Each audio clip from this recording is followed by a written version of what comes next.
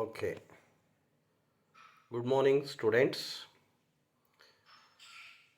Second types of house property is self-occupied property. So, what is the format for computing taxable income from SOP? First, ಏನು ತಗೋಬೇಕು? We take gross annual value is always nil. Less deduction under section 24 ಅಲ್ಲಿ ಒಂದು ಬರುತ್ತೆ, interest on borrowed loan. ಅದರಲ್ಲಿ maximum limit 30,000 ಅಥವಾ 2,00,000. ಇವೆರಡರಲ್ಲಿ ಯಾವುದಾದ್ರೂ ಒಂದನ್ನು ತಗೋಬೇಕಾಗುತ್ತೆ, depending upon date ಕೊಟ್ಟಿರ್ತಾರೆ. ಹಾಗಾದರೆ 2,00,000 ರೂಪಾಯಿ ತಗೋಬೇಕು ಅಂದರೆ ಏನಿದೆ ರೂಲ್ಸು? 30,000 ತಗೋಬೇಕಂದ್ರೆ ಏನಿದೆ? ಏನೇ ತೊಗೊಳ್ಳಿ, 30,000 ಆದರೂ ತೊಗೊಳ್ಳಿ, 2,00,000 ಆದರೂ ತೊಗೊಳ್ಳಿ, ಮೈನಸ್ ಬರುತ್ತೆ. ಅದನ್ನು ಲಾಸ್ ಫ್ರಮ್ SOP ಅಂತ ನೀವು ಮಾಡ್ಕೋಬೇಕು. ಏನು SOP ಅಂದರೆ ಸೆಲ್ಫ್ ಆಕ್ಯುಪೈಡ್ ಪ್ರಾಪರ್ಟಿ. ನೋಡಿ, ಮ್ಯಾಕ್ಸಿಮಮ್ ಲಿಮಿಟ್ ಇದೆ. If the following conditions are fulfilled, the maximum limit shall be ₹2 lakh. ಈ 2,00,000 ರೂಪಾಯಿ ತೊಗೋಬೇಕು ಅಂದರೆ ನಿಮಗೆ 3 ಕಂಡೀಷನ್ಸ್ ಇದೆ. ಆ 3 ಕಂಡೀಷನ್ಸು ಫುಲ್ಫಿಲ್ ಆದರೆ ಮಾತ್ರ 2,00,000 ರೂಪಾಯಿ ತೊಗೋಬೇಕು. ಇಲ್ಲ ಅಂದರೆ 30,000 ರೂಪಾಯಿ ಮಾತ್ರ ತೊಗೋಬೇಕಾಗುತ್ತೆ. ದ ಒಂದನೇ ಕಂಡೀಷನ್ ಏನು? The loan must be borrowed on or after 1/4/99. ಅಂದರೆ 1/4/99 ನಂತರ ತೊಗೊಂಡಿದ್ರೆ 2,00,000 ರೂಪಾಯಿ ಇಂಟ್ರೆಸ್ಟ್ನ ಕ್ಲೈಮ್ ಮಾಡ್ಬೋದು.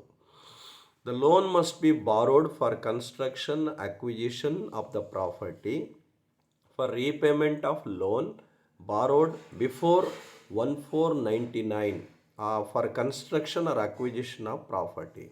ನೀವೇನಾದರೂ ಲೋನನ್ನು ತೊಗೊಂಡಿದ್ರೆ 1/4/99 ನಂತರ ಅಥವಾ ಅದನ್ನೇನಾದರೂ ರೀಪೇಮೆಂಟ್ ಮಾಡಿದರೆ ಆವಾಗ ಈ ಕಂಡೀಷನ್ಸ್ ಬರುತ್ತೆ. The construction should be completed within 5 years from the end of the financial year in which the loan was borrowed. ಈ 3 ಕಂಡೀಷನ್ಸ್ ಇರೋದ್ರಿಂದ ಸೊ 2 lakhs ತಗೋಬೋದು. ಇನ್ ಆಲ್ ಅದರ್ ಕೇಸಸ್ ಯಾವುದೇ ಆಗಲಿ ಇದು ಬಿಟ್ಟರೆ the maximum limit shall be 30,000 ತಗೋಬೋದು. So computation of interest for SOP house, current year interest on loan ತಗೊಳ್ಳಿ, ಅದಕ್ಕೆ 1/5 ಆಫ್ ಫ್ರೀ ಕನ್ಸ್ಟ್ರಕ್ಷನ್ ಪೀರಿಯಡ್ ಇಂಟ್ರೆಸ್ಟ್ನ ಆ್ಯಡ್ ಮಾಡ್ಕೊಳ್ಳಿ. ಸೊ ಇದರ ಒಟ್ಟು ಅದೆಷ್ಟೇ ಬರಲಿ, ಲಿಮಿಟ್ ಎಷ್ಟಿದೆಯಪ್ಪ ಅಂದರೆ ಇಲ್ಲ 2,00,000 ಇಲ್ಲ 30,000. 2,00,000 ಮೇಲೆ ₹1 ತೊಗೊಳಂಗಿಲ್ಲ. ಈಗ ಉದಾಹರಣೆ ಕರೆಂಟ್ ಇಯರ್ ಇಂಟ್ರೆಸ್ಟು ಮತ್ತು 1/5 ಸೇರಿ 3,00,000 ಬಂತು ಅಂದ್ರೂ ನೀವು 2,00,000 ರೂಪಾಯಿ ಮಾತ್ರ ಡಿಡಕ್ಷನ್ಗೆ ಕ್ಲೈಮ್ ಮಾಡ್ಕೋಬೋದು. The benefit of nil NAV will be allowed for 2 self occupied ಪ್ರಾಪರ್ಟೀಸ್ಗೆ ಅವಕಾಶ ಇದೆ. 2 NAVಗಳನ್ನ ನಿಲ್ ಮಾಡ್ಕೋಬೋದು. ಈಗ ಏನಿದೆ, ಒಬ್ಬ ಅಸೆಸ್ಸಿಗೆ 2 ಸ್ವಂತಕ್ಕೋಸ್ಕರ ಹೌಸ್ಗಳನ್ನು ಪ್ರಾಪರ್ಟಿ ಮಾಡ್ಕೋಬೋದು. The aggregate amount of interest deduction should not exceed 2 lakh for both self occupied property. ನೀನು 2 ಮನೆ ಕೊಡ್ತಾರೆ, ಆ 2 ಮನೆಯಿಂದನೂ ಒಟ್ಟು 2,00,000 ರೂಪಾಯಿ ಮೇಲೆ ಕ್ರಾಸ್ ಆಗಬಾರ್ದು. ಓಕೆ, ಥರ್ಡ್ ಹೌಸನ್ನು ನೋಡೋಣ. Deemed to be let out property. ಏನಂಗಂದರೆ where the assessee has more than 2 self occupied properties, only 2 houses according to the choice of the assessee will be assessed as self-occupied property, and the remaining properties will be treated as let out properties and assessed accordingly. Such properties are called deemed to be let out property. ಏನಂಗಂದರೆ assessee ಏನು ಮಾಡ್ತಾನೆ, 2ಕ್ಕಿಂತ ಹೆಚ್ಚು ಹೌಸ್ಗಳನ್ನು ಸ್ವಂತಕ್ಕೆ ಅಂತ ತೋರಿಸ್ಕೊಂಡು ಟ್ಯಾಕ್ಸನ್ನು avoid ಮಾಡೋಕ್ಕೆ ಮಾಡ್ತಾರೆ. But ಕಾನೂನಲ್ಲಿ 2ಕ್ಕೆ ಮಾತ್ರ ಅವಕಾಶ ಇದೆ. ಅವನು ಯಾವ್ದು ಬೇಕಾದ್ರೂ 2 ಹೌಸ್ಗಳನ್ನು ಸೆಲೆಕ್ಟ್. ಈಗ ಉದಾಹರಣೆ 4 ಹೌಸ್ ಇದೆ ಅಂತ ತಿಳ್ಕೊಳ್ಳಿ. 4 ಹೌಸನ್ನು ಅವನು SOPಗೆ ತೋರಿಸಂಗಿಲ್ಲ. 4ರಲ್ಲಿ ಯಾವುದಾದ್ರೂ 2 ಹೌಸ್ಗಳನ್ನು ಅವನು ಸ್ವಂತಕ್ಕೆ ತೋರಿಸ್ಕೋಬೋದು. ಇನ್ನು ಉಳಿದಿರ್ತಕ್ಕಂಥ 2 ಹೌಸ್ಗಳೇನಿರ್ತವೆ ಅವನ್ನು ನಾವು deemed to be let out property ಅಂತ ಕರಿತೀವಿ. ಅದಕ್ಕೆ ಏನಿದೆ format deemed to be let out property? Format for computing taxable income from deemed to be let out property. ನಾವು GAV ತೊಗೊಳ್ತೀವಿ, ಅದನ್ನು ಇಟ್ಕೊಳ್ತೀವಿ. Less municipal tax paid the assessee ಕಳಿತೀವಿ, NAV ಸಿಗುತ್ತೆ. ಆ NAVನಲ್ಲಿ ನಾವು ಡಿಡಕ್ಷನ್ ಅಂಡರ್ ಸೆಕ್ಷನ್ 24, ಅದರಲ್ಲಿ ಒಂದು ನಿಮಗೆ ಗೊತ್ತೇ ಇದೆ, standard deduction at 30% of NAV less ಮಾಡ್ತೀವಿ. ಎರಡನೇದು ಇಂಟ್ರೆಸ್ಟ್ ಆನ್ ಲೋನು.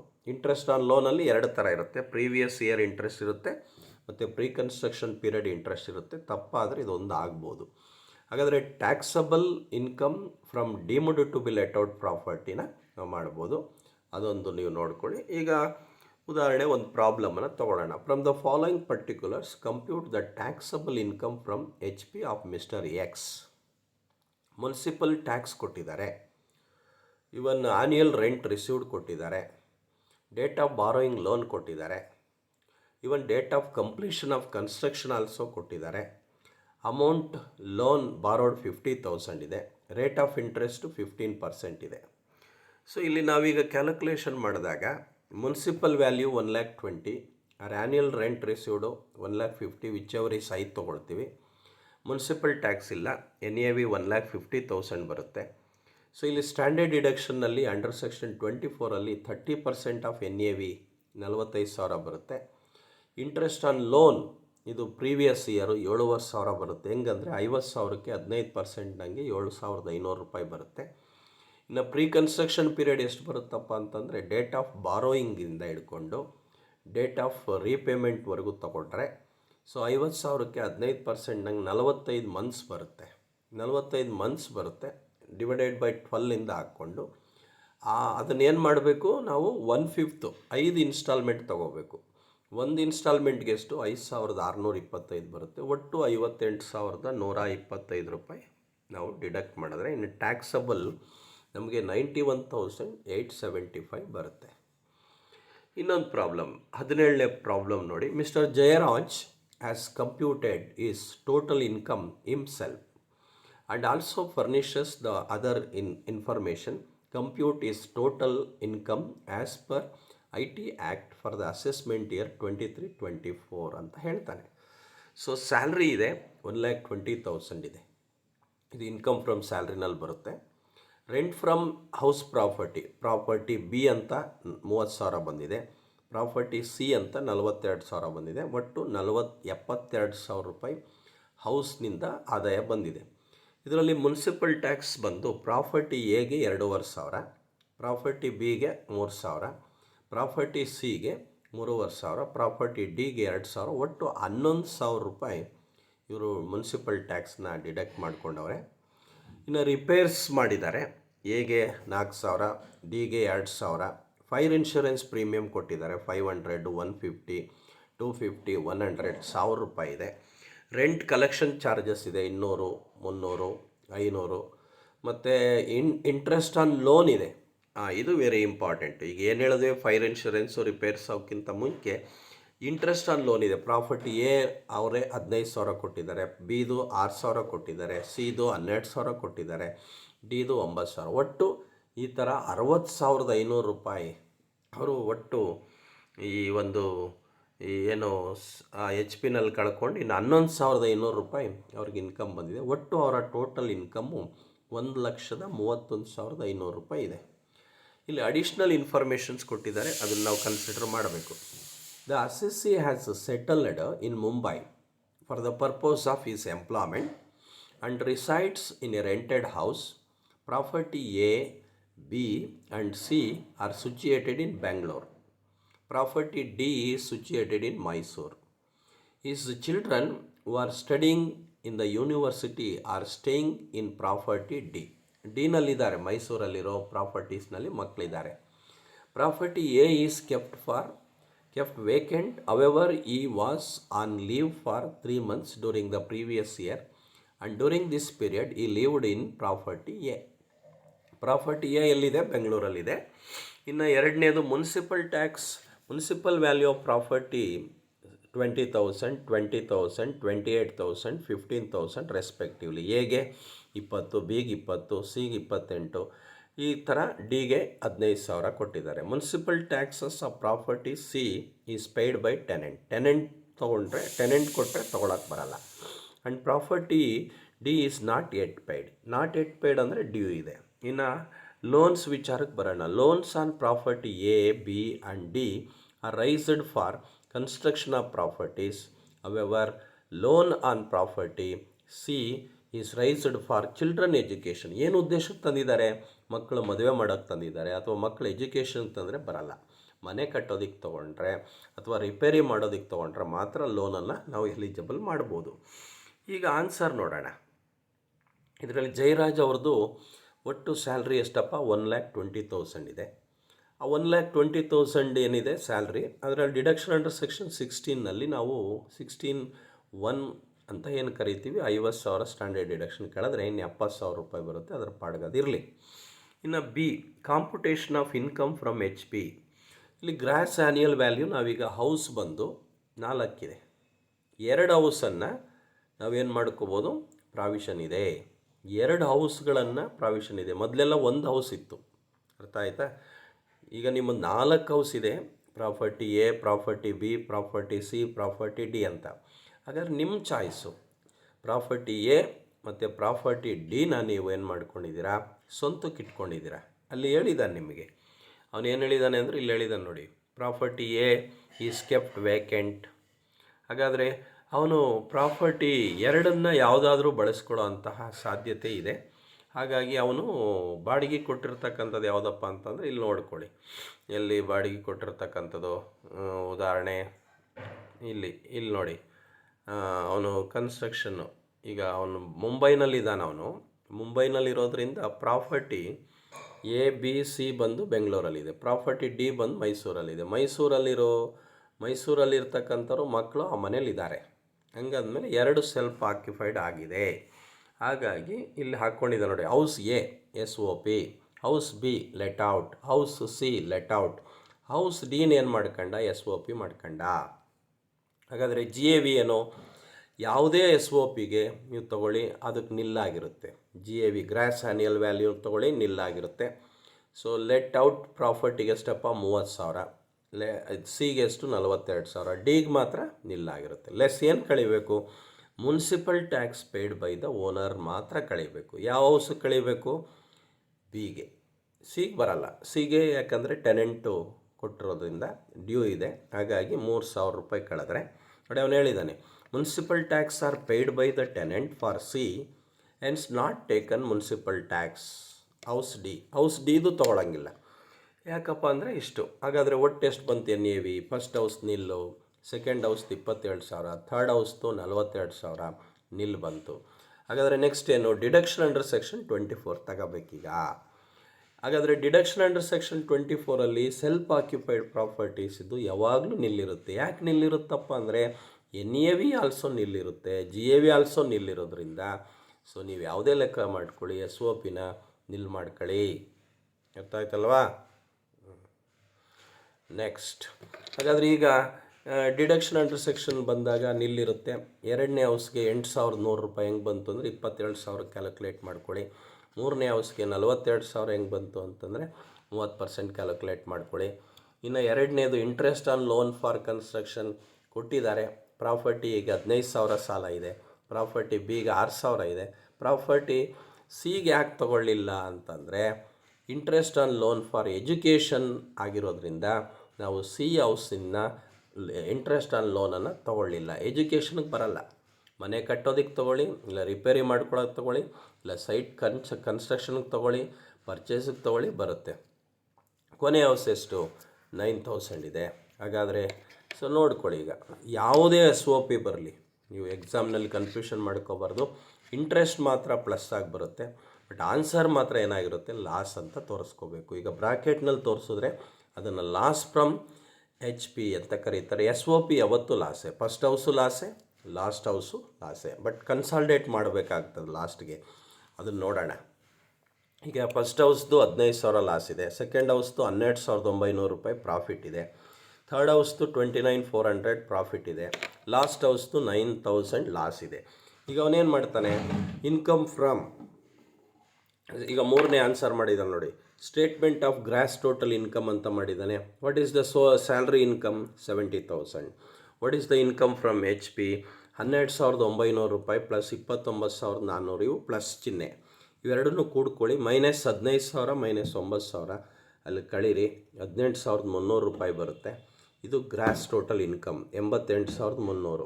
ಯಾವುದೇ ಡಿಡಕ್ಷನ್ ಇಲ್ಲ, ಹಾಗಾಗಿ ನಿಲ್ಲಾಗಿರುತ್ತೆ. ಒಟ್ಟು ಟೋಟಲ್ ಇನ್ಕಮ್ 83,300 ರೂಪಾಯಿ ಆಗಿದೆ. ಇನ್ನು ಲಾಸ್ಟ್ ಹೌಸು 4 ಹೌಸ್ ನಾನೇನು ಹೇಳಿದೆ, first let out of property, ಆಮೇಲೆ ಎಸ್ ಒ ಪಿ, ಆಮೇಲೆ deemed to be let out property. ಈಗ ಬಂದಿರೋದು partly let out and partly S O P.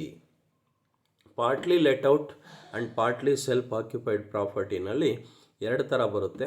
Portion let out and portion self occupied, period let out and period S O P ಅಂತ ಬರುತ್ತೆ. ಇದನ್ನೇನು ಅಷ್ಟೊಂದು ನೀವು consider ಮಾಡೋಕ್ಕೆ ಹೋಗಬೇಡಿ, ಇನ್ನೊಂದು ಕ್ಲಾಸಲ್ಲಿ ಅದ್ರ ಬಗ್ಗೆ ನಿಮಗೆ ಮಾಡ್ತೇನೆ, ಹಾಗಾಗಿ ಅದನ್ನೇನು ಕನ್ಸಿಡರ್ ಮಾಡಬೇಡಿ. ಪಾರ್ಟ್ಲಿ ಅನ್ನೋದು 4ನೇ ಹೌಸ್ ಬಗ್ಗೆ ಆಮೇಲೆ ಕಳಿಯೋಣ.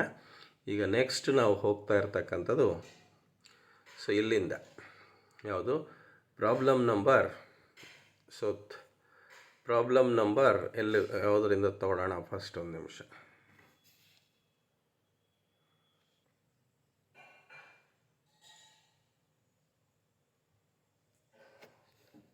ಓಕೆ, ಪ್ರಾಬ್ಲಮ್ ನಂಬರ್ 20 ನೋಡ್ಕೊಳ್ಳಿ.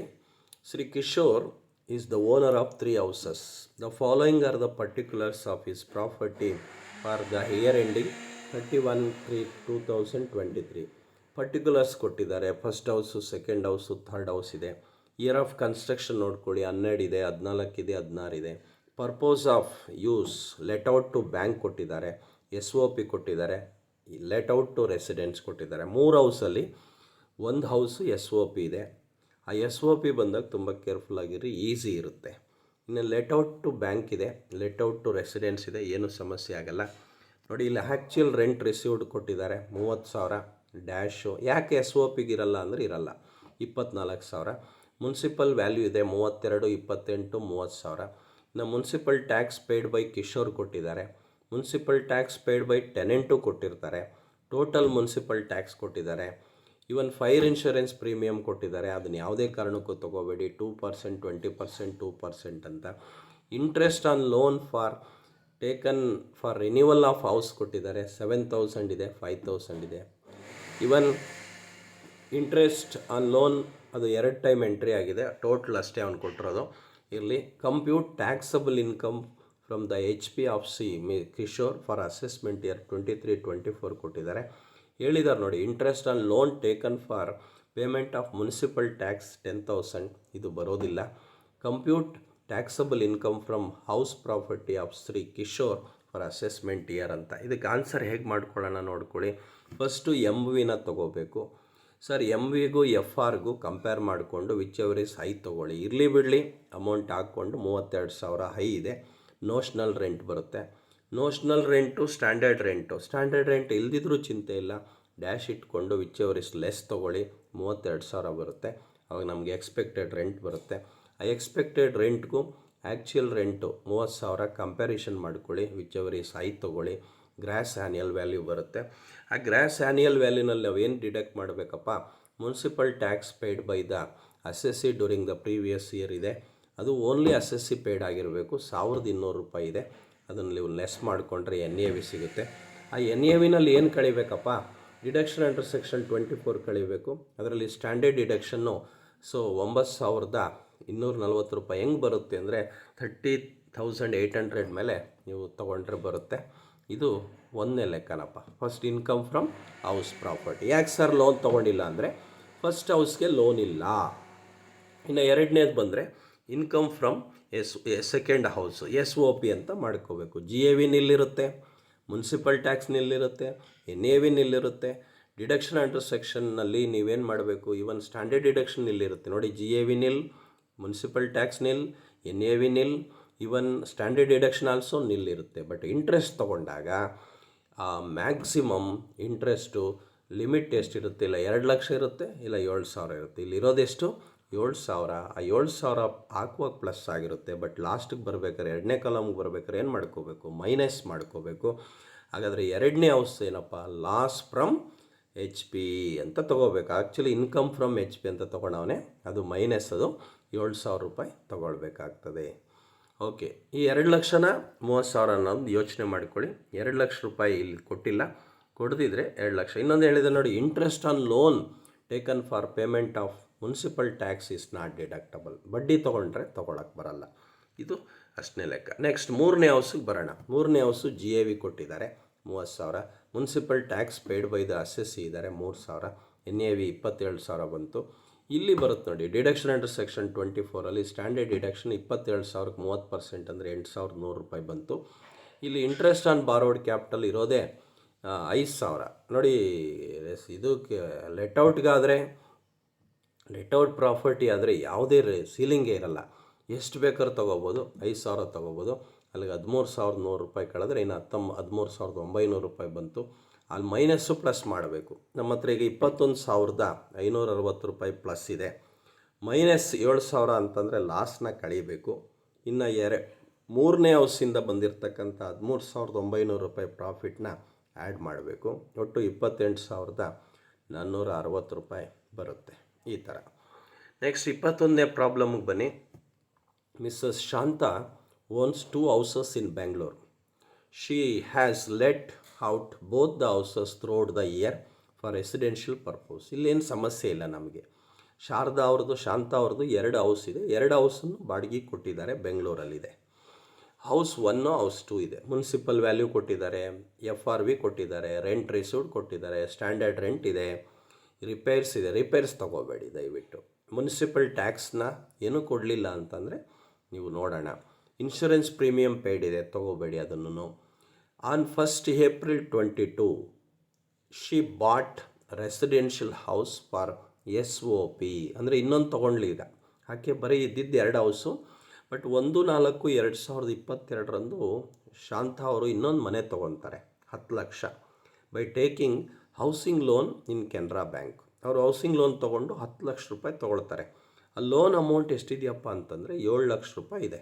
ಇನ್ನು ಅಂದರೆ 22ರಲ್ಲಿ ತೊಗೊಂಡಿರೋದು ಅಮೌಂಟು ಇನ್ನು 7 ಲಕ್ಷ ರೂಪಾಯಿ ಇದೆ. ಏನು ರೇಟ್ ಆಫ್ ಇಂಟ್ರೆಸ್ಟ್ ಇದೆಯಪ್ಪ ಅಂದರೆ 12% ಪರ್ annum ಇದೆ. ಈಗ ಒಟ್ಟು 3 ಹೌಸ್ ಆತೀಗ. ಹೌಸ್ 1, ಹೌಸ್ 2 ಮಾಮೂಲಿ ಇತ್ತು. ಹೌಸ್ 3 ಸೆಲ್ಫ್ ಆಕ್ಯುಪೈಡ್ ಪ್ರಾಪರ್ಟಿಗೆ ತೊಗೊಂಡ್ರು SOPಗೆ. ಹಾಗಾದರೆ ಫಸ್ಟ್ 2 ಹೌಸು ಲೆಟ್ ಔಟು, ಇನ್ನು 3ನೇದು SOP ಮಾಡ್ಕೋಬೇಕು. 3ನೇದಕ್ಕೆ ಲೋನ್ ಇದೆ. 3ನೇ ಹೌಸ್ಗೆ ಮಾತ್ರ ಲೋನ್ ಬರುತ್ತೆ, ಫಸ್ಟ್ ಹೌಸು ಸೆಕೆಂಡ್ ಹೌಸ್ಗೆ ಲೋನ್ ಬರಲ್ಲ. ಹಾಗಾದರೆ ಪ್ರಶ್ನೆ, compute taxable income from HP. ನೋಡಿ, ಫಸ್ಟ್ ಹೌಸು LOP ಮಾಡ್ಕೊಂಡ, ಸೆಕೆಂಡ್ ಹೌಸು LOP ಮಾಡ್ಕೊಂಡ, ಥರ್ಡ್ ಹೌಸ್ ಏನು ಮಾಡ್ಕೊಂಡ, SOP ಮಾಡ್ಕೊಂಡ.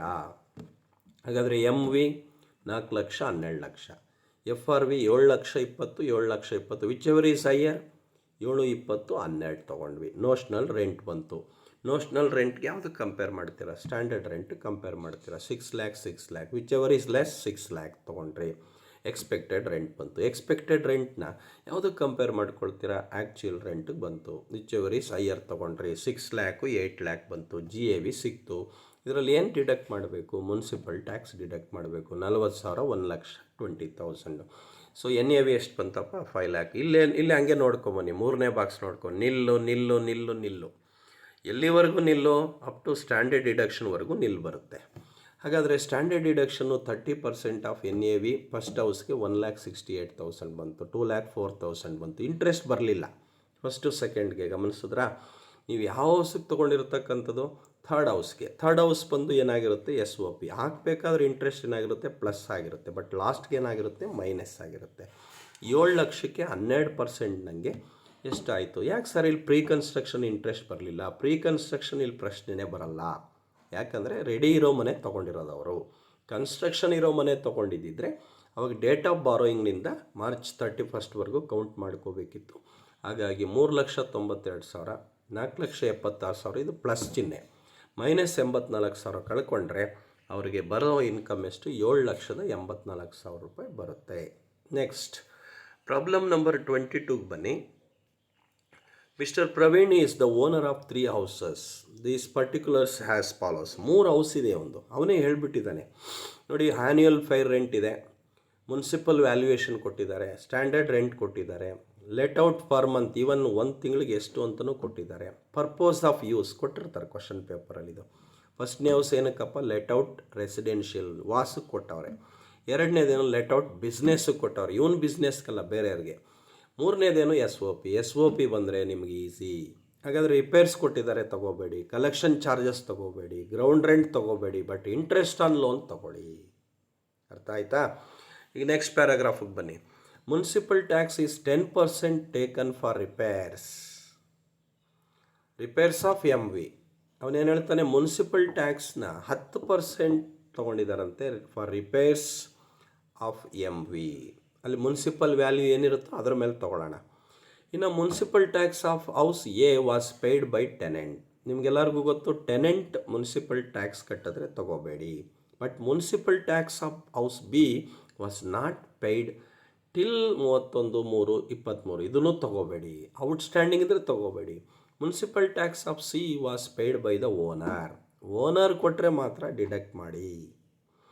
ಹೌಸ್ ಎ ನೋಡಿ, house A remained vacant for 4 months ಇದೆ. ಪ್ರಶ್ನೆ compute income from H P for assessment year 23-24. ಇದಕ್ಕೆ ಆನ್ಸರ್ ನೋಡೋಣ. ಮುನ್ಸಿಪಲ್ ವ್ಯಾಲ್ಯೂ ತೊಗೊಂಡಿದ್ದಾರೆ 50-40, ಎಸ್ ಒ ಪಿ ಖಾಲಿ ಇರುತ್ತೆ. ವಿಚವರಿ ಸೈಟ್ ತೊಗೊಂಡ್ರು, ನ್ಯಾಷನಲ್ ರೆಂಟ್ ಬಂತು. ನ್ಯಾಷನಲ್ ರೆಂಟ್ನ ಸ್ಟ್ಯಾಂಡರ್ಡ್ ರೆಂಟ್ ಕಂಪೇರ್ ಮಾಡಿಕೊಂಡ್ರೆ ಎಕ್ಸ್ಪೆಕ್ಟೆಡ್ ರೆಂಟ್ ಬಂತು. ಎಕ್ಸ್ಪೆಕ್ಟೆಡ್ ರೆಂಟ್ನ ಆ್ಯಕ್ಚುಯಲ್ ರೆಂಟ್ ಕಂಪೇರ್ ಮಾಡಿಕೊಂಡ್ರೆ gross annual value before vacancy period ಬರುತ್ತೆ. ವೇಕೆನ್ಸಿ ಪೀರಿಯಡ್ ಎಷ್ಟು? 4 months. 4 months ಇಂಟು 3000 ಅಂತ ಫಸ್ಟ್ ಹೌಸ್ಗೆ ಮಾತ್ರ. ಓಕೆ, ನಿಲ್ ಬರುತ್ತೆ. ಇನ್ನು G A V N A V ಬಂತು. ಎನ್ ಎ ವಿನಲ್ಲಿ ನೋಡಿ, N A V G A V always ಏನಾಗಿರುತ್ತೆ? ಲಾಸ್ಟ್ ಹೌಸ್ ನಿಲ್ಲಿರುತ್ತೆ. 33-40 ಸಾವಿರ ನಿಲ್ಲಿರುತ್ತೆ. ಏನು ಕಳಿಬೇಕಪ್ಪ? Municipal tax. ಯಾಕೆ ಸರ್ ಇಲ್ಲಿ ಒಂದರಲ್ಲೂ ಕಳಿಲಿಲ್ಲ ಅಂದರೆ ಮುನ್ಸಿಪಲ್ ಟ್ಯಾಕ್ಸು ಇಲ್ಲಿ ಕೊಟ್ಟಿಲ್ಲ, ನಿಲ್ಲು. ಯಾಕೆ ಅಂತಾರೆ? ಇಲ್ಲಿ ಕೊಟ್ಟಿದ್ದಾನಲ್ವ ಸರ್ ಸಿ ಹೌಸ್ಗೆ, ಅಂದರೆ ಸಿ ಹೌಸ್ಗೆ ಮುನ್ಸಿಪಲ್ ಟ್ಯಾಕ್ಸೇ ಬರಲ್ಲ. ಸೆಲ್ಫ್ ಆಕ್ಯುಪೈಡ್ ಪ್ರಾಪರ್ಟಿ ಕೊಟ್ಟಿರೋದ್ರಿಂದ ಟ್ಯಾಕ್ಸ್ ಬರಲ್ಲ. ಎನ್ ಎ ವಿ ಬಂತು. ಎನ್ ಎ ವಿನಲ್ಲಿ ಏನು ಕಳಿಬೇಕಪ್ಪ? ಡಿಡಕ್ಷನ್ ಅಂಡರ್ ಸೆಕ್ಷನ್ 24 ಕಳಿಬೇಕು. ಫಸ್ಟ್ ಹೌಸ್ಗೆ 33ಕ್ಕೆ 30% ನನಗೆ, 40,000ಕ್ಕೆ 30% ನನಗೆ. ಮೂರನೇ ಹೌಸ್ಗೆ ಬರಲ್ಲ. ಇಂಟ್ರೆಸ್ಟ್ ಆನ್ ಲೋನ್ ಕೊಟ್ಟಿದ್ದಾರೆ. ಈ ಥರ ಅಮೌಂಟ್ ಕೊಟ್ಬಿಟ್ರೆ ನಿಜವಾಗ್ಲೂ ನಿಮ್ಗೆ ಈಸಿ. 15,000, 5,000, 2,000. ಬಟ್ ಲಾಸ್ಟ್ ಬಾಕ್ಸಿಂದ ಏನಿರ್ತದೆ 2,000 ಪ್ಲಸ್ ಆಗಿರುತ್ತೆ. ಹಾಕಬೇಕಾದ್ರೆ ಮೈನಸ್ ಆಗುತ್ತೆ, ಕೊನೆಗೆ ಲಾಸ್ ಅಂತ ತೋರಿಸ್ಕೋಬೇಕು. ನೀವು ಬ್ರಾಕೆಟ್ನಲ್ಲಿ ತೋರಿಸಿದ್ರೆ ಲಾಸ್ ಅಂತ, ಇಲ್ಲ ಸರ್ ನೀವು ಮೈನಸ್ ಅಂತ ಬರೆದ್ರೆ ಲಾಸ್ ಅಂತ. ಹಾಗಾಗಿ income from H P 8,100, 23,000 minus 2,000 ಬ್ರಾಕೆಟ್ನಲ್ಲಿ ಮಾಡಿಕೊಂಡು 29,100 ರೂಪಾಯಿನ ತೊಗೋಬೇಕು. ಇನ್ನೊಂದು ಹೇಳಿದೆ ನೋಡಿ, it is assumed that loan is taken for repairing the house, therefore maximum limit applicable will be 30,000 ತೊಗೊಂಡಿದ್ದಾರೆ.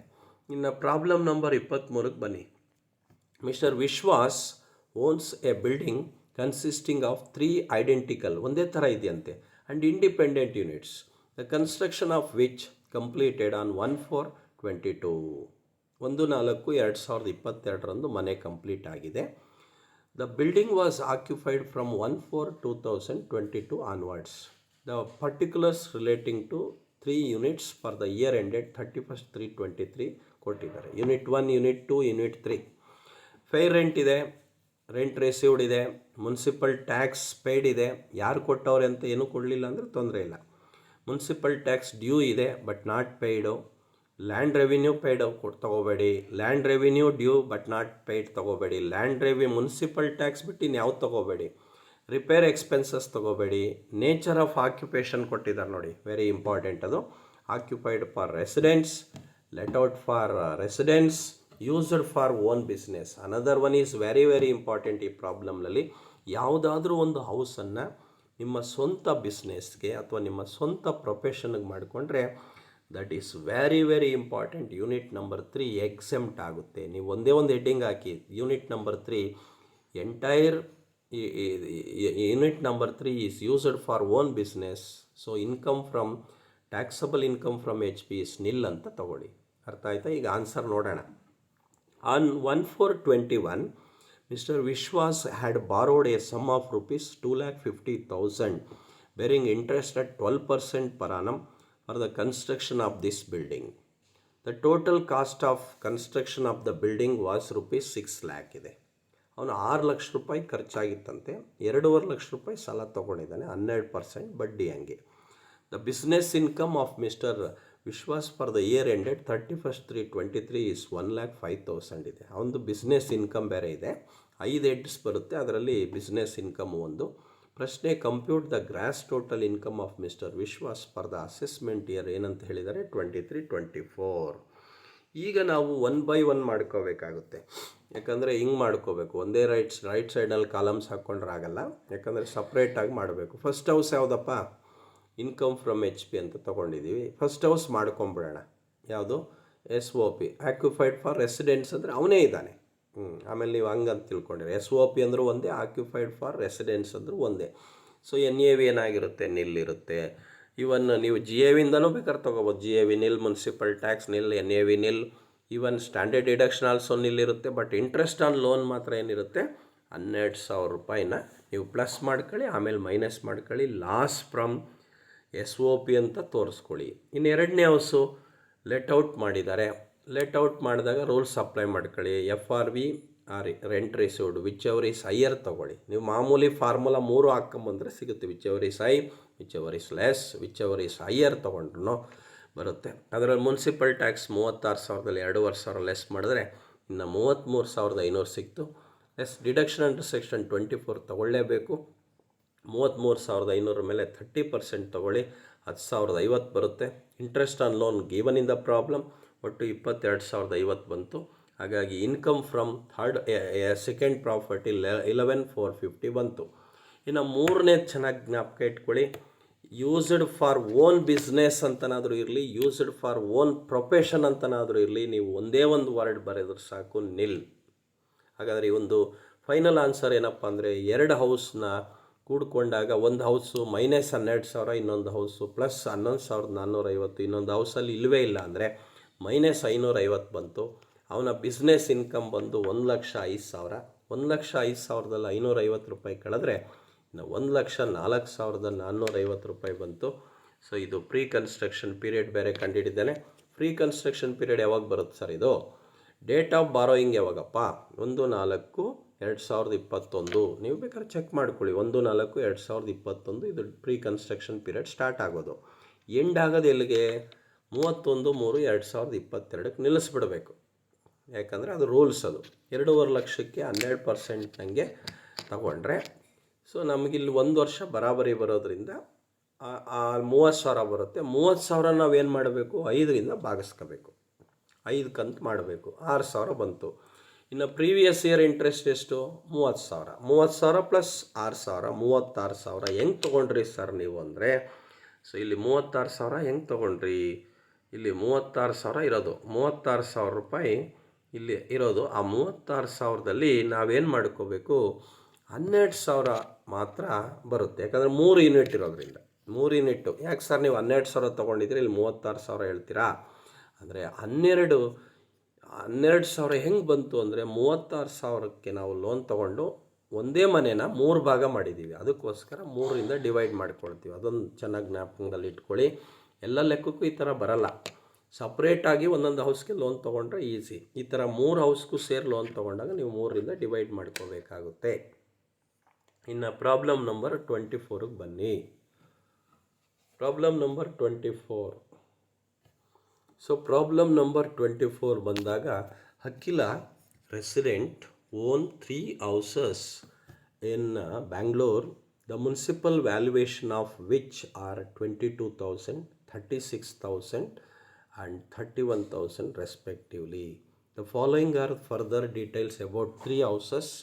The first house built in 2013 ಇದೆ, has been let out on monthly rent of rupees 3,500 ಇದೆ.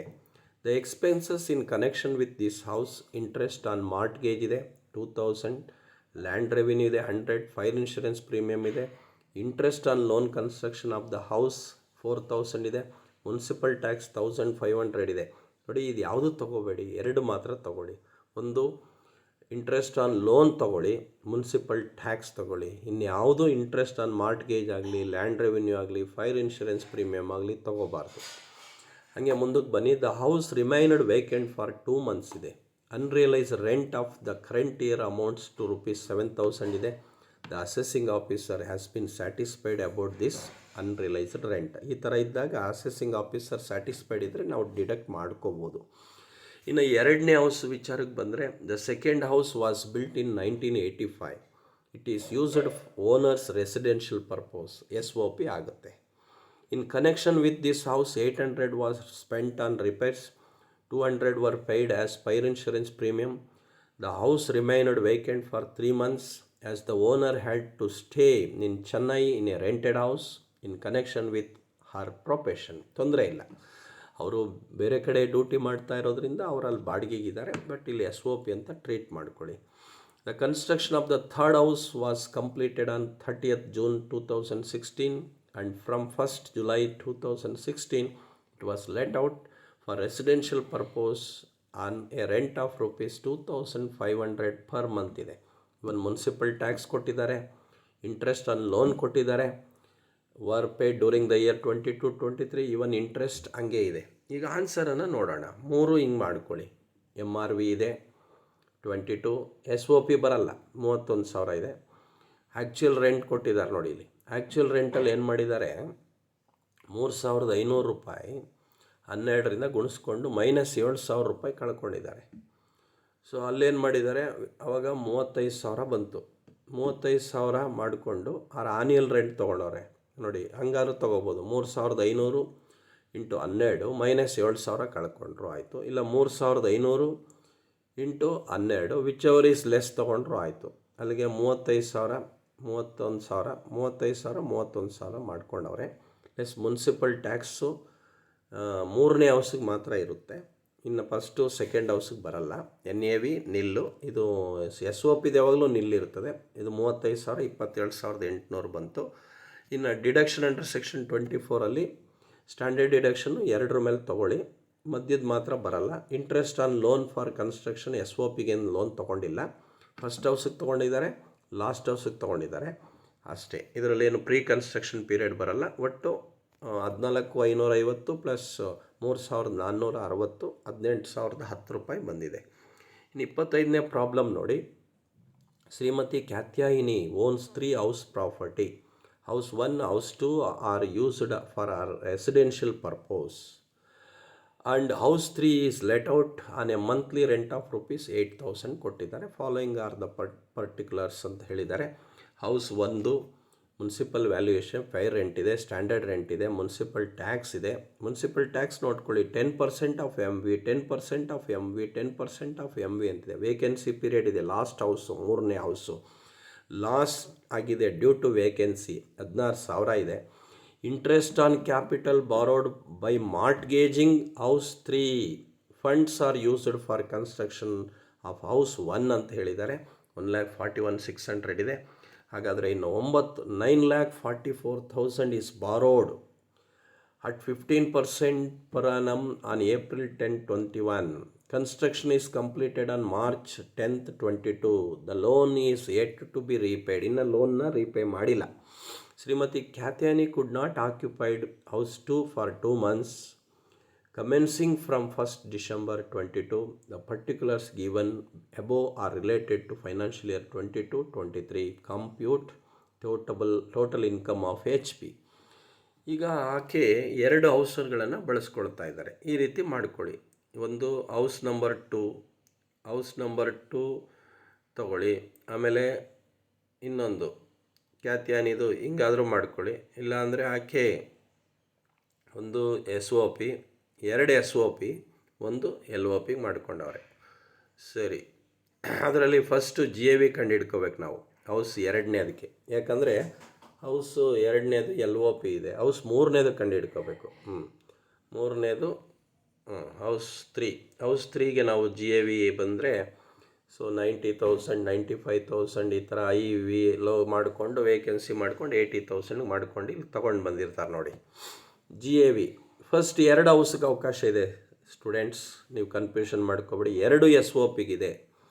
2 SOP ಏನಾದ್ರು ತೊಗೊಂಡ್ರೆ ನಿಲ್ GAV ನಿಲ್, municipal tax ನಿಲ್, NAV ನಿಲ್, even standard deduction ನಿಲ್ವರೆಗೂ ಇಟ್ಕೊಂಡ್ಬಿಡ್ಬೇಕು, ಅದು rules. ಈಗ last ಹೌಸಿಗೆ ನೋಡ್ರಿ 80,000 GAV ಇದೆ, municipal tax 9,000 ಇದೆ, 71,000 ಬಂತು, ಸ್ಟ್ಯಾಂಡರ್ಡ್ ಡಿಡಕ್ಷನ್ ಕಳೆದ್ರಿ. ಹಾಗಾದರೆ ಇಂಟ್ರೆಸ್ಟ್ ಆನ್ ಕ್ಯಾಪಿಟಲ್ನ ನೀವು 20 ಅಲ್ಲಿ ಡ್ಯಾಶ್ ಇಟ್ರಿ. ಯಾಕಪ್ಪ ಅಂತಂದರೆ ಇಲ್ಲಿ ಬ್ಲಾಕ್ಡ್ ಆಗಿದೆ. ಸೊ ಇಲ್ಲಿ ಏನು ರೀಸನ್ ಅಂತಂದರೆ ಇಲ್ಲಿ ಇಂಟ್ರೆಸ್ಟು ಯಾವುದೇ ಕಾರಣಕ್ಕೆ ಯಾಕೆ ಸರ್ ಇಂಟ್ರೆಸ್ಟ್ ತೊಗೊಳ್ಳಿಲ್ಲ ಅಂತಂದರೆ ಸೊ ಅವರು ಮಾರ್ಟ್ಗೇಜ್ ಮಾಡಿರೋದ್ರಿಂದ ನಾವು ಅಲ್ಲಿ ತೊಗೊಳಕ್ಕೆ ಬರಲ್ಲ. ಸೊ ಆ ಕಾರಣಕ್ಕೋಸ್ಕರ ಅಷ್ಟೇ, ಇನ್ನೇನಿಲ್ಲ. ನೆಕ್ಸ್ಟ್ ಹಂಗೆ ಮುಂದಕ್ಕೆ ಬರೋಣ. 26th problem. From the following particulars of house property of Vishwanath compute is income from HP. ಈ ಥರ ಲೆಕ್ಕಗಳೇ ಜಾಸ್ತಿ ಕೊಡೋದು, ಹಾಗಾಗಿ ನೋಡ್ಕೊಳ್ಳಿ. ಬಹುಶಃ ಇದು ಅಮೌಂಟ್ ಕಟ್ಟಾದಂಗಿದೆ, ನಾನು ಅದನ್ನು ನಿಮ್ಗೆ ಹೇಳ್ತೀನಿ. ಮುನ್ಸಿಪಲ್ ವ್ಯಾಲ್ಯೂ 8,000, 9,000, 20,000, 24,000 ಇದೆ. ಇನ್ನು annual rent S O P ಎರಡು ಹೌಸ್ನ ಎಸ್ ಒ ಪಿಗೆ ಇಟ್ಕೊಂಡವನೇ 30,000 ಇಟ್ಕೊಳ್ಳಿ. ಲೋಕಲ್ ಟ್ಯಾಕ್ಸು 1,600, 1,800, 4,000, 4,800 ಇಟ್ಕೊಳ್ಳಿ. ರಿಪೇರ್ ಚಾರ್ಜಸ್ ತೊಗೋಬೇಡಿ, ಇನ್ಶೂರೆನ್ಸ್ ಪ್ರೀಮಿಯಮ್ ತೊಗೋಬೇಡಿ. Interest on loan for construction ತೊಗೊಳ್ಳಿ, ಇದು ಧಾರಾಳವಾಗಿ 1,180, 1,800, 4,200 ತೊಗೊಳ್ಳಿ. ಅನ್ರಿಯಲೈಸ್ಡ್ ರೆಂಟ್ ಇದೆ 2020-21 ಯಾವ ಇಯರ್ದಪ್ಪ, ಯಾವ ಹೌಸ್ದಪ್ಪ? ಥರ್ಡ್ ಹೌಸ್ದು. ವೇಕೆನ್ಸಿ ಪೀರಿಯಡ್ ಇದೆ 3 monthsದು. ಅವನು ಹೇಳಿದ್ದಾನೆ the first and second house are self occupied property, no problem. The third house is let out for residents and fourth house is let out for his own business. Let out business ಅಂದರೆ ಬೇರೆಯವ್ರಿಗೆ ಬಾಡಿಗೆ ಕೊಟ್ಟಾಗ, ಇವನು own business ಆದರೆ ನಿಲ್ಲಾಗುತ್ತೆ. In case fourth house is tenant paid local tax ತಗೋಬೇಡಿ. House 1 is occupied for residents and house 2 is occupied parents, no problem, ಏನಾಗಲ್ಲ. ಈಗ ನಾವು 2 ಹೌಸ್ಗೆ ಎಸ್ ಒ ಪಿ ಮಾಡ್ಕೊಂಡಿದ್ದೀವಿ, 3ನೇ ಹೌಸು ಲೆಟ್ಔಟ್ ಮಾಡ್ಕೊಂಡಿದ್ದೀವಿ, 4ನೇ ಹೌಸು ಲೆಟ್ಔಟೇ, ಇವಂದಲ್ಲ, ಓನ್ ಬಿಸ್ನೆಸ್ಸು. MV ತೊಗೊಂಡವ್ರೆ, ಆ್ಯಕ್ಚುಯಲ್ ರೆಂಟಲ್ಲಿ ಅನ್ರಿಯಲೈಸ್ಡ್ ರೆಂಟ್ ತೊಗೊಂಡು ಕಳೆದಿದ್ದಾರೆ, ವೇಕೆನ್ಸಿ ಪೀರಿಯಡು ಮಾಡ್ಕೊಂಡವ್ರೆ, GAV ಬಂತು, ಮುನ್ಸಿಪಲ್ ಟ್ಯಾಕ್ಸ್ನ ಕಳೆದಿದ್ದಾರೆ, ಕೊನೆಗೆ ಏನು ಬಂತು NAV. Third house 17, last house 30 ಬಂತು. ಡಿಡಕ್ಷನ್ ಮಾಡಬೇಕು, ಬ್ಲಾಕ್ಡ್ ಮಾಡ್ಕೊಂಡವ್ರೆ, ಯಾಕಂದ್ರೆ ಅದು ತೊಗೊಳಕ್ಕೆ ಬರಲ್ಲ. ಇನ್ನು 5,100, 1,800, 4,200 ರೂಪಾಯಿ ಇಲ್ಲಿದೆ ನೋಡಿ. ಇಲ್ಲಿ 1,800, 4,200 ರೂಪಾಯಿ ಇರೋದ್ರಿಂದ ಸೊ ಅಲ್ಲಿ ಅದಕ್ಕೋಸ್ಕರ ಅಷ್ಟು ಮಾಡಿದ್ದಾನೆ. ಇನ್ಕಮ್ ಅಷ್ಟು ಮಾಡ್ಕೊಂಡಿರ್ಬೋದು. ಇನ್ನು 27th ಬನ್ನಿ. Shriramappa owns 4 house 2 and 4 are self occupied. ಅವನೇ ಹೇಳಿಬಿಟ್ಟಿದ್ದಾನೆ, house 2, house 4 are self occupied ಅಂತೆ. House 3 is owned for business, ಇದು very important. And house 1 is let out. House 1ಗೆ ಮಾತ್ರ ಬರುತ್ತೆ, ಇನ್ನಿದ್ದಿದ್ದು ಏನೂ ಕೆಲಸ ಇರಲ್ಲ. ಸೊ ಇದು ಅಮೌಂಟ್ ಕಟ್ಟಾಗಿದೆ, ನಿಮ್ಗೆ ಆಮೇಲೆ ಕಳಿಸ್ತೀನಿ. ಮುನ್ಸಿಪಲ್ ವ್ಯಾಲ್ಯೂಯೇಷನ್ 49,000, 28,000 ಇದೆ. ಒಂದು ನಿಮಿಷ, ಇಲ್ಲಿದೆ. ಅಮೌಂಟ್ ಏನು ಕಟ್ಟಾಗಿಲ್ಲ. 49,000, 28,000, 87,000, 90,000 ಫೇರ್ ರೆಂಟ್ ಇದೆ, ಸ್ಟ್ಯಾಂಡರ್ಡ್ ರೆಂಟ್ ಇದೆ. Rent profit is let out throughout the year ಕೊಟ್ಟಿದ್ದಾರೆ. ಅನ್ರಿಯಲೈಸ್ ರೆಂಟ್ ಕೊಟ್ಟಿದ್ದಾರೆ. Municipal tax paid by Ramappa ಕೊಟ್ಟಿದ್ದಾರೆ, ಪೇಯ್ಡ್ ಬೈ ಟೆನೆಂಟ್ ಕೊಟ್ಟಿದ್ದಾರೆ. ರಿಪೇರ್ಸ್ ತೊಗೋಬೇಡಿ, ಲ್ಯಾಂಡ್ ರೆವಿನ್ಯೂ ತೊಗೋಬೇಡಿ, ಎಜುಕೇಷನ್ ಸೆಸ್ ತೊಗೋಬೇಡಿ, ವಾಟ್ರ್ ಹೆಲ್ತ್ ಆ್ಯಂಡ್ ಸೆಸ್ ಯಾವುದೂ ತೊಗೋಬೇಡಿ. Date of completion of construction ಕೊಟ್ಟಿದ್ದಾರೆ. ಯಾಕೆ ಕೊಡ್ತಾರೆ ಅಂದರೆ ಲೋನ್ ತೊಗೊಂಡಾಗ ಮಾತ್ರ. 31/5/2020 ಕೊಟ್ಟಿದ್ದಾರೆ, ಅದು ಅಷ್ಟೇ. 3ನೇ ಹೌಸು 31/3/2020, 1/4/2020 ಇಂಥ ಲೆಕ್ಕಗಳು ಬರ್ಬೋದು. Property 1 is remain vacant for 2 months ಅಂತೆ. ಮಾರ್ಚ್ 16ರಿಂದ ಮೇ 15ರವರೆಗೂ ಖಾಲಿ ಇದೆಯಂತೆ. Mister Ramappa borrows 50,000, 75,000 and 1 lakh for the construction of house 1, house 2, house 4. ಅಷ್ಟಕ್ಕೆ ಮಾತ್ರ ತೊಗೋಬೇಕು ನೀವು. ಹೌಸ್ 1ಗೆ, ಹೌಸ್ 2ಗೆ, ಹೌಸ್ 4ಗೆ 15th June 2008 ತಂದಿದ್ದಾನೆ. ಇದು ಡೇಟ್ ಆಫ್ ಬಾರೋಯಿಂಗ್. ಇದು ಅಟ್ ವಾಟ್ ರೇಟ್ ತಂದಿದ್ದಾನೆ? 12% per annum. He however makes repayment of loan of amount 50,000. 50,000 ಏನು ತಂದಿದ್ದ? 50,000 ತೀರಿಸ್ಬಿಟ್ಟ, ಅದು ಮುಗ್ದೋಯ್ತು ಲೋನು. 75,000 ಏನು ತಂದಿದ್ದ? ಆ 75,000ದಲ್ಲಿ ಇನ್ನು 25,000 ಕಟ್ಟಿದ್ದಾನೆ. ಇನ್ನು 50,000 ಸಾಲ ಹಂಗೆ ಇದ್ದೇ ಇರುತ್ತೆ. In respect of house 1 and house 2 respectively. But house 4ದು 1 lakh ಹಂಗೆ ಉಳ್ಕೊಂಡಿರುತ್ತೆ ಅಂತ ಅರ್ಥ. ನೋಡಿ ಈಗ ಬೇಕಾದರೆ ಹೌಸ್ ನೇಚರ್ ಆಫ್ ಆಕ್ಯುಪೇಷನ್ನು, ಒಂದು LOP, ಇನ್ನೊಂದು SOP, ಇನ್ನೊಂದು SOP. GAV 36,750 ಹೆಂಗೆ ಬಂತು ಅಂದರೆ ಕೊಟ್ಟಿದ್ದಾರೆ. SOPಗೆ ನಿಲ್ಲು, ಇನ್ನೊಂದು SOPಗೆ ನಿಲ್ಲು. ಮುನ್ಸಿಪಲ್ ಟ್ಯಾಕ್ಸು ತಗೊಳಕ್ಕೆ ಬರಲ್ಲ, 500 + 100. ಅದು ಯಾಕಂದರೆ ಅವನು ಡಿಡಕ್ಟ್ ಮಾಡ್ಕೊಳ್ಳಲ್ಲ. ಇನ್ನು ಮುನ್ಸಿಪಲ್ ಟ್ಯಾಕ್ಸ್ನ ಅವನು ಏನು ಮಾಡಿದ್ದಾನೆ ಅಂದರೆ ರಾಮಪ್ಪ ಕೊಟ್ಟಿರ್ತಕ್ಕಂಥದ್ದು ಇದಕ್ಕೋಸ್ಕರ. ಹಾಗಾಗಿ 2ನೇ ಹೌಸು 3ನೇ ಹೌಸಿಗೆ ಬರೋದಿಲ್ಲ. ನೆಕ್ಸ್ಟು ಇದು ಅದಾದಮೇಲೆ NAV ಬಂತು. ಸ್ಟ್ಯಾಂಡರ್ಡ್ ಡಿಡಕ್ಷನ್ ತೊಗೊಂಡಿದ್ದಾರೆ. ಇನ್ನು ಇಂಟ್ರೆಸ್ಟ್ ಆನ್ ಲೋನು 1,850. ಬ್ಲಾಕ್ಡ್ ಅಂದರೆ ಅವು ಸ್ವಲ್ಪ ಆಕ್ಯುಪೈಡ್ಗೆ ಇಷ್ಟು. ಇನ್ನು GAV ತೊಗೊಂಡವನು ನೋಡಿರಿ, GAV ಹೆಂಗೆ ತೊಗೊಂಡವನೆ ಅಂತೇಳಿ ನಿಮಗೆ ಗೊತ್ತಾಗುತ್ತೆ. 36,750 ಹೆಂಗೆ ಬಂತು. ಇಲ್ಲಿ ಪ್ರೀ ಕನ್ಸ್ಟ್ರಕ್ಷನ್ ಪೀರಿಯಡ್ ಕ್ಯಾಲ್ಕುಲೇಷನ್ ಮಾಡೋದು ಇದೇ ಕಷ್ಟ ನಿಮಗೆ. ಹಾಗಾದರೆ ಡೇಟ್ ಆಫ್ ಬಾರೋಯಿಂಗ್ ಎಂದು 15/6/2018. ಇದು 1ನೇ ಹೌಸಿಂದು. 1850 ರೂಪಾಯಿ ಹೆಂಗೆ ಡಿಡಕ್ಟ್ ಮಾಡ್ದ ಅಂತ ಈ ಅಮೌಂಟು. ಈ 1850 ರೂಪಾಯಿ ಇದೆಯಲ್ವಾ, ಆ ಅಮೌಂಟ್ನ ಹೆಂಗೆ ಕಂಡಿಡ್ದ ಅನ್ನೋದಕ್ಕೆ ಇದು 31/12/2019 ರೀಪೇಮೆಂಟ್ ಮಾಡಿರೋದ್ರಿಂದ ವಿಚ್ ಎವರ್ ಈಸ್ ಅರ್ಲಿಯರ್ ತೊಗೋಬೇಕು. 15/6/2018 31/3/19ಕ್ಕೆ 9.5 ತಿಂಗಳಾಗುತ್ತೆ. 12ರಿಂದ ಭಾಗಿಸ್ಕೊಂಡ್ರೆ 4750 ಬಂತು. ಇನ್ನು ಉಳಿದಿದ್ದು 9 ತಿಂಗಳಾಗುತ್ತೆ, 4500. ಒಟ್ಟು 9250 ರೂಪಾಯಿ 5ರಿಂದ ಭಾಗಿಸ್ಕೋಬೇಕು. 1850 ರೂಪಾಯಿ ಹೆಂಗೆ ಬಂತು ಅಂತ ಗೊತ್ತಾಯ್ತಾ. Next house 3 is used own business. It is fully exempted under the head income from HP. ಇನ್ನೊಂದು ಲೆಕ್ಕ ನೋಡೋಣ. Mister Jaiswami owns a big house. ದೊಡ್ಡ ಮನೆ. Erection completed on July 31, 2016. ಏನೋ ಎರೆಕ್ಷನ್ ಅಂದರೆ ರಿಪೇರಿ ಮಾಡಿಸಿದ್ದಾನೆ. The house has 3 independent units. Unit 1 50% of the floor area ಇದೆ. Is let out for residential purpose on a monthly rent of ₹8,200 ಕೊಟ್ಟಾನೆ. Unit 1 ಏನಿದೆ remained vacant for 1 month when it is not put to any use. A sum of ₹700 could not be collected from the tenant ಅಂತ ಹೇಳಿದರೆ ಇದಿಷ್ಟು ಒಂದು unit. ಇನ್ನು unit 2ಗೆ ಹೋದರೆ 50%, ಏನು 100%ನಲ್ಲಿ 50% ಫಸ್ಟ್ನೇ house ಬರುತ್ತೆ ಯೂನಿಟ್ 1. ಇನ್ನು 50%ನಲ್ಲಿ ಎರಡನೇ ಯೂನಿಟ್ ಬರುತ್ತೆ. 25% of the floor area is used by him for the purpose of his profession. ನೋಡಿ, ಎರಡನೇ ಹೌಸು ಎಕ್ಸೆಂಪ್ಟ್ ಆಗುತ್ತೆ.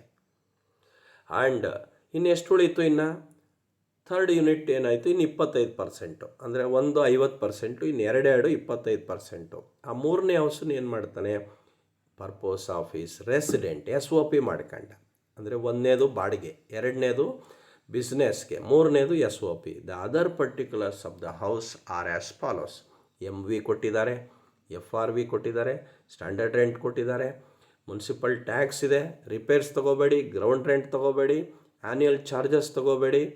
And even he has borrowed, ಇದು ತೊಗೊಳ್ಳಿ, 4 lakh at rate of 10% from SBI for the construction of this house on 1st August 2015 and nothing is repaid so far. ಇಲ್ಲಿವರೆಗೂ ಏನೂ ಒಂದು repayment ಆಗಿಲ್ಲ, ಬಡ್ಡಿ ಕೊಡ್ತಾ ಇದ್ದಾರೆ. His income from profession is 1,05,000 without debiting house rent and other incidental expenditure including admissible depreciation on the portion of the house used for profession 9,000 ಇದೆ. ಪ್ರಶ್ನೆ determine is taxable income from HP ಅಂತ ಇದೆ. Answer ನೋಡ್ಬಿಡೋಣ. So ಇದರಲ್ಲಿ unit 1 LOP, unit 3 SOP. ಇನ್ನು ಯಾಕೆ sir unit 2 ತೊಗೊಳ್ಳಿಲ್ಲ ಅಂದರೆ ಅದು ಅವನ ಇದಕ್ಕೋಸ್ಕರ ತೊಗೊಂಡಿರ್ತಕ್ಕಂಥದ್ದು. GAV 89,500 ಹೆಂಗೆ ಬಂತು ಅಂತ ನಾವು ನೋಟಲ್ಲಿ ನೋಡೋಣ. ಪ್ಲಸ್ ಮುನ್ಸಿಪಲ್ ಟ್ಯಾಕ್ಸು 50% ಪೇಯ್ಡ್ ಮಾಡಿದ್ದಾರೆ ಓನರು. ಡಿಡಕ್ಷನ್ ಅಂಡರ್ ಸೆಕ್ಷನ್ 24ನಲ್ಲಿ ಯೂನಿಟ್ 1ಗೆ ಮಾತ್ರ 30% ತೊಗೊಳ್ತೀವಿ, ಅದಕ್ಕೆ ನಿಲ್ಲಿರುತ್ತೆ. ಇಂಟ್ರೆಸ್ಟ್ ಆನ್ ಲೋನು ಸಹ 20,000 ಹೆಂಗೆ ಬಂತು ಅಂತೇಳಿ ಅಲ್ಲಿ ಕ್ಯಾಲ್ಕುಲೇಟ್ ಮಾಡಿದ್ದಾರೆ. ನೋಡಿ, GAV ಹೆಂಗೆ ಕ್ಯಾಲ್ಕುಲೇಟ್ ಮಾಡೋದು? 80,000ದಲ್ಲಿ 50% ಮಾಡ್ಕೋಬೇಕು. ಭಾರಿ ಇಂಪಾರ್ಟೆಂಟ್, ಇಂಥ ಲೆಕ್ಕಗಳೇ ಬರೋದು. 80,000ದಲ್ಲಿ ಅರ್ಧ ಅಂದರೆ 40,000, 90,000ದಲ್ಲಿ ಅರ್ಧ ಅಂದರೆ 45,000. So which ever is higher 45,000. ಇನ್ನು ಸ್ಟ್ಯಾಂಡರ್ಡ್ ರೆಂಟ್ ಇರೋದು 1 lakh, ಅದರಲ್ಲಿ ಅರ್ಧ ಅಂದರೆ 50,000. ಇನ್ನು ಎಕ್ಸ್ಪೆಕ್ಟೆಡ್ ರೆಂಟು 8,800 ಇಂಟು 12 ಮೈನಸ್ 700 ರೂಪಾಯಿ ಅನ್ರಿಲೈಸ್ಡ್ ರೆಂಟ್ ಕಳ್ಕೊಂಡವ್ರೆ. 97,700 ರೂಪಾಯಿ ಬಂತು. ಇದು GAV ಬಿಫೋರ್ ಬಂತು. ಅದರಲ್ಲಿ ವೇಕೆನ್ಸಿ ಪೀರಿಯಡ್ 1 ತಿಂಗಳಿಗೆ 8,200 ಆದರೆ ಇನ್ನು 89,500 ಹೆಂಗೆ ಕಂಡುಹಿಡಿದ್ರು ಅಂತ ಹೇಳ್ತಾರೆ. ನೋಡಿ, ಇದು calculation of interest on loan ಒಂದು ನೋಡ್ಕೊಳ್ಳಿ. Calculation of interest for pre construction period. ಯಾವತ್ತಪ್ಪ ನೀವು ಲೋನ್ ತಂದಿರೋದು? 1/8/2015. ಹಾಗಾದರೆ 31/3/2016 ಏನು? ಪ್ರೀ ಕನ್ಸ್ಟ್ರಕ್ಷನ್ ಪೀರಿಯಡ್ನ ನಾವೇನು ಮಾಡಬೇಕು? ತಗೋಬೇಕಾಗುತ್ತೆ. ಪ್ರೀವಿಯಸ್ ಇಯರ್ನ ಬಿಟ್ಬಿಡಬೇಕಾಗುತ್ತೆ. ಯಾಕೆ ನೀವು 31/3/21ಕ್ಕೆ ಕ್ಲೋಸ್ ಮಾಡಿಕೊಂಡ್ರಿ ಅಂದರೆ ನಿಮ್ಮ ಪ್ರೀ ಕನ್ಸ್ಟ್ರಕ್ಷನ್ ಪೀರಿಯಡ್ ಇರೋದೇ 31/3/2016. ಹಾಗಾಗಿ ಇಲ್ಲಿ ಇಗ್ನೋರ್ ಮಾಡಬೇಕಾಗುತ್ತೆ. ಹಾಗಾಗಿ ಏನೇನು ಮಾಡೋದು ಇಲ್ಲಿ ಇಂಟ್ರೆಸ್ಟ್ ಪೇಯಬಲ್ ಅಂತಂದರೆ 1/4/2022ರಿಂದ 31/3/2023ಕ್ಕೆ ತಗೊಂಡಾಗ 40,000 ಬರುತ್ತೆ. 40,000 ಪ್ಲಸ್ ಇದು ಟೋಟಲ್ ಇಂಟ್ರೆಸ್ಟ್ ಡಿಡಕ್ಟಬಲ್ ಆಗುತ್ತೆ. 40,000ದಲ್ಲಿ 2 ಭಾಗ ಮಾಡ್ಕೋಬೇಕು ನಾವು. 40,000ದಲ್ಲಿ ಯೂನಿಟ್ 1ಗೆ 50%, ಯೂನಿಟ್ 2ಗೆ 50%, ಅಲ್ಲಿ 20,000 ಬರುತ್ತೆ. ಅಲ್ಲ, ಯೂನಿಟ್ 1ಗೆ 50% ಅಂದರೆ 20,000 ಬರುತ್ತೆ. ಯೂನಿಟ್ 2ಗೆ 50ರಲ್ಲಿ 25% 10,000 ಬರುತ್ತೆ. ಹಾಗಾದರೆ interest on loan SOP is blocked under alternative tax regime ಅಂತ ಹೇಳ್ತಾರೆ. ಸೊ ಅದನ್ನೇ ನೀವು ಇದು ಮಾಡ್ಕೋಬೇಡಿ. 25% of the floor area is used for own profession is exempted from tax ಅಂತ ಹೇಳ್ತಾನೆ. ಸೊ ನೆಕ್ಸ್ಟ್ 29th ಪ್ರಾಬ್ಲಮ್ನ ಇನ್ನೊಂದು ವಿಡಿಯೋದಲ್ಲಿ ನಾನು ಮಾಡಾಕ್ತೀನಿ. ಸೊ ನೋಡ್ಕೊಳ್ಳಿ.